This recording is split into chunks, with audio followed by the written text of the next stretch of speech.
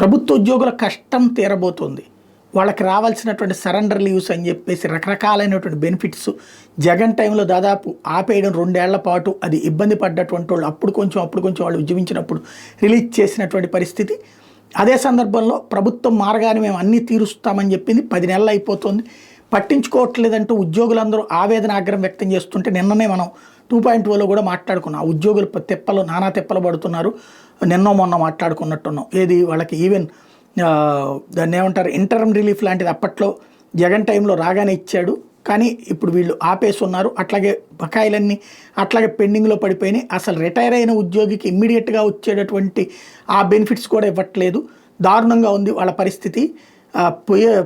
ఏది పెనం మీద నుంచి పొయ్యిలో పడ్డట్టు అయ్యింది అన్నటువంటి. బట్ ప్రభుత్వం వేగంగా స్పందించింది. అంటే నేను పెట్టిన వీడియో కనను, బట్ ప్రభుత్వం పరంగా అయితే మాత్రం మంచి నిర్ణయం తీసుకున్నారు. ఆఫ్టర్ 10 months వచ్చి తాజాగా ప్రభుత్వ ఉద్యోగుల బకాయిలు చెల్లించాలని ఆర్థిక శాఖను చంద్రబాబు ఆదేశించడంతో పీపీఎస్, జీపీఎఫ్, ఏపీజీఏఐ కింద 6,200 కోట్లను శుక్రవారం విడుదల చేసేందుకు అధికారులు చర్యలు తీసుకుంటున్నారు.